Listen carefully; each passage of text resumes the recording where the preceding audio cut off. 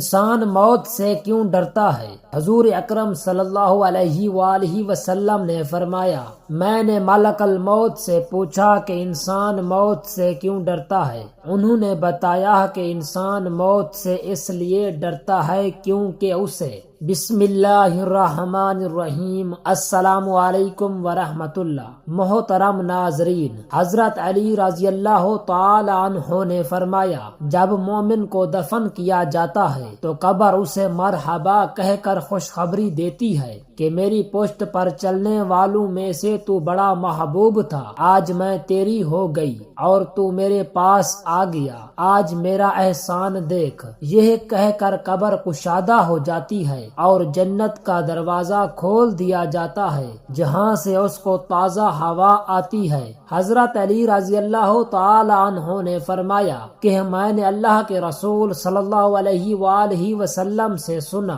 کہ انسان کی سب سے مشکل رات قبر کی پہلی رات ہوتی ہے، جب اس کے دوست احباب رشتہ دار دفنا کے چھوڑ کر چلے جاتے ہیں تو وہ انسان قبر میں روتا رہتا ہے، ہر ایک دوست کے پاس آتا ہے اور اسے روکنے کی کوشش کرتا ہے کہ مجھے چھوڑ کر نہ جاؤ، لیکن افسوس اس کی آواز کوئی نہیں سنتا۔ اس بات میں کوئی شک نہیں کہ موت تو ہر ایک کو آ کر ہی رہتی ہے، موت کسی کی نہیں ٹلتی، جب اس کا وقت آ جائے تو یہ کسی کو نہیں بخشتی، چاہے زمین کے اندر چھپ جائے یا آسمان کے وسعتوں میں محفوظ ہو جائے، لیکن موت جو ہے جب اس کا وقت آ جائے تو آ کر ہی رہتی ہے، یہ اپنے اسباب خود پیدا کر لیتی ہے۔ اس ویڈیو میں موت کی حقیقت کے بارے میں بتائیں گے اور ایسی چند نشانیاں بھی بیان کریں گے جن کو سائنس بھی تسلیم کرتی ہے اور مانتی ہے کہ موت آنے سے قبل یہ نشانیاں ہر ایک پر ظاہر ہوتی ہیں۔ جب یہ نشانیاں ظاہر ہوں تو سمجھ جائیں کہ موت کا وقت قریب ہے۔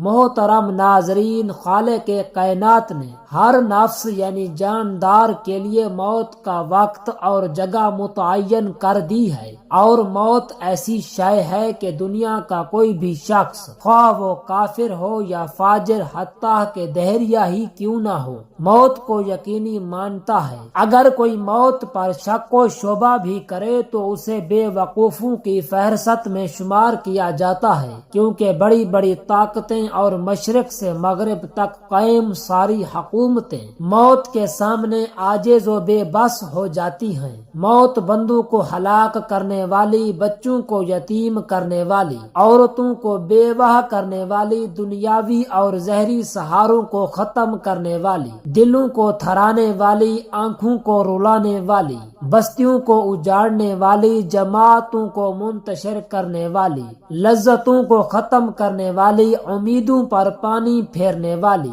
ظالموں کو جہنم کی وادیوں میں جھلسانے والی اور متقیوں کو جنت کے بالا خانوں تک پہنچانے والی شے ہے۔ موت نہ چھوٹوں پر شفقت کرتی ہے، نہ بڑوں کی تعظیم کرتی ہے، نہ دنیاوی چوہدریوں سے ڈرتی ہے، نہ بادشاہوں سے ان کے دربار میں حاضری کی اجازت لیتی ہے۔ جب بھی حکم خداوندی ہوتا ہے تو تمام دنیاوی رکاوٹوں کو چیرتی اور پھاڑتی ہوئی مطلوب کو حاصل کر لیتی ہے۔ موت نہ نیک سالے لوگوں پر رحم کھاتی ہے اور نہ ظالموں کو بخشتی ہے۔ اللہ تعالی کے راستے میں جہاد کرنے والے مجاہدوں کو بھی موت اپنے گلے لگا لیتی ہے، اور گھر بیٹھنے والوں کو بھی موت نہیں چھوڑتی۔ اخروی ابدی زندگی کو دنیاوی فانی زندگی پر ترجیح دینے والے بھی موت کی آغوش میں سو جاتے ہیں، اور دنیا کے دیوانوں کو بھی موت اپنا لقمہ بنا لیتی ہے۔ موت آنے کے بعد آنکھ دیکھ نہیں سکتی، زبان بول نہیں سکتی،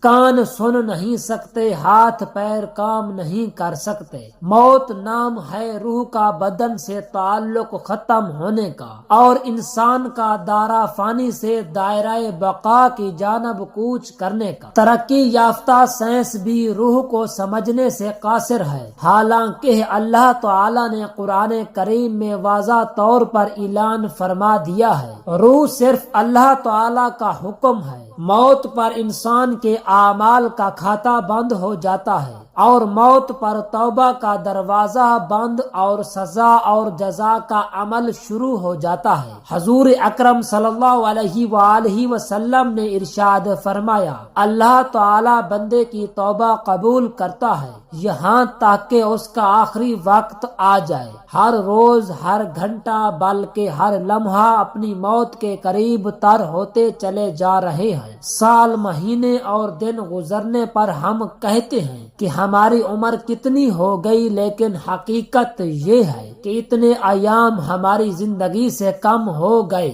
موت ایک مصیبت بھی ہے، جیسا کہ اللہ تعالی فرماتا ہے، اور وہی تمہیں موت کی مصیبت پیش آئے۔ سورہ المائدہ۔ اللہ تعالی نے اپنے کلام کے متعدد آیات میں موت اور اس کی حقیقت کو بیان کیا ہے، جن میں سے چند آیات پیش خدمت ہیں۔ ہر جاندار کو موت کا مزہ چکھنا ہے، اور تم سب کو تمہارے اعمال کے پورے بدلے قیامت کے دن ہی ملیں گے۔ پھر جس کو دوزخ سے بچا لیا گیا اور جنت میں داخل کر دیا گیا، وہ صحیح معنی میں کامیاب ہو گیا، اور دنیاوی زندگی تو جنت کے مقابلے دھوکے کے سامان کے سوا کچھ بھی نہیں۔ اس آیت میں اللہ تعالی نے انسانوں کی کامیابی کا معیار ذکر کیا ہے، اور وہ یہ ہے کہ اس حال میں ہماری موت آئے کہ ہمارے لیے جہنم سے چھٹکارے اور حصول جنت کا فیصلہ ہو چکا ہو۔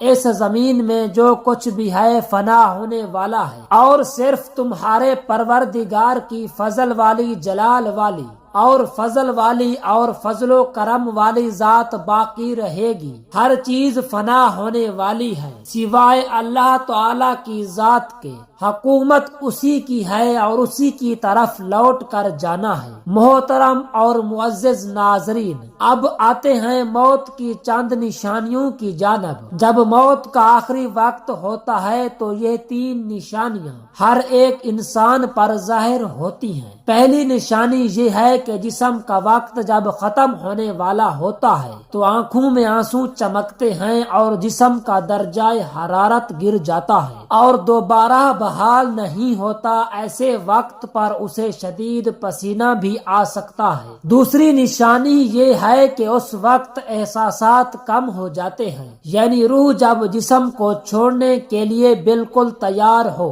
یعنی موت کے تقریباً 24 گھنٹے پہلے، تو ہاتھ، پاؤں اور باقی جسم کی جلد پر محسوسات ختم ہو جاتے ہیں اور اعضاء کا رنگ بدلنا شروع ہو جاتا ہے اور جلد کا اوپری حصہ نیلا ارغوانی رنگ اختیار کرنا شروع کر دیتا ہے۔ تیسری نشانی سانس کی بے ترتیبی ہے۔ یہ نشانی ایک واضح نشانی ہے جب انسان کا سانس اکھڑنا شروع ہو جاتا ہے اور بے ترتیب ہوتا چلا جاتا ہے اور دھیرے دھیرے بجھ جاتا ہے۔ میڈیکل سائنس والے جانتے ہیں کہ یہ وہ وقت ہوتا ہے جب رخصت ہونے والا لینے آنے والوں کو محسوس کرنے لگتا ہے اور دیکھنے لگتا ہے، تو ایسے موقع پر اس کے منہ سے کچھ ایسے الفاظ نکلتے ہیں جسے سن کر ڈاکٹر کہتے ہیں کہ اسے ایلوین ہو رہی ہے۔ جسم جب کمزور اور لاغر ہوتا ہے تو ایلوین بھی ہو سکتی ہے، مگر سکرات نہیں ہے، اور اہل علم اس بات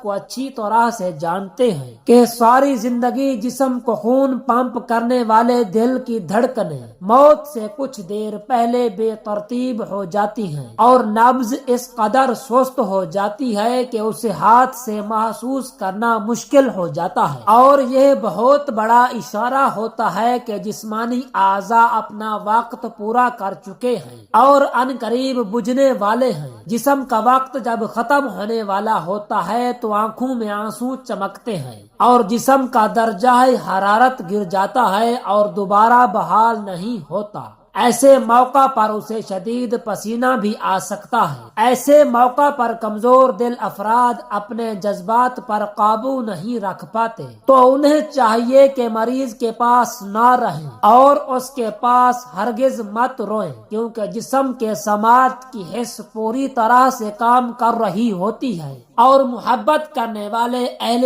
خانہ کو تکلیف میں دیکھنا بھی ایک تکلیف ہے، اسی لیے رخصت ہونے والے جسم کی روح کو اس تکلیف میں مبتلا نہ کریں اور اپنے جذبات کو قابو میں رکھیں، اور ایسے موقع پر ختم ہونے والے جسم کو سخت ہاتھ مت لگائیں اور نرم ہاتھوں سے اس کے بالوں میں انگلیاں پھیریں اور بار بار اس کی جگہ تبدیل نہ کریں، اور جتنا ممکن ہو اس کے لیے سکون فراہم کریں تاکہ اس پر یہ عمل آسان ہو سکے۔ کچھ لوگ ایسے وقت پر مریض کو کلمہ طیبہ پڑھنے پر مجبور کرتے ہیں۔ اگر مریض مسلمان ہے تو ہرگز ایسا مت کریں، اور مریض کو مجبور کرنے کی بجائے آہستہ آواز میں اس کے قریب یہ کلمات ادا کر دیں تاکہ وہ سن سکیں، کیونکہ اس کی سماعت کی حس کام کر رہی ہوتی ہے، اور یاد رکھیں کہ بطور مسلمان وہ یہ کلمات اپنی زندگی میں ادا کر چکا ہے، اس لیے اس موقع پر اگر وہ اپنی زبان کی کمزوری کی وجہ سے یہ کلمات ادا نہ کر سکے تو کوئی بات نہیں، اور ہرگز اسے گناہ گار شمار مت کریں۔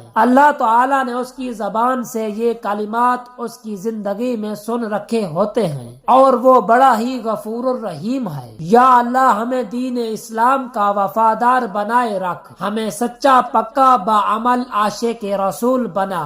یا اللہ ہمیں موت سے پہلے موت کی تیاری کرنے کی توفیق عطا فرما۔ آمین ثم آمین۔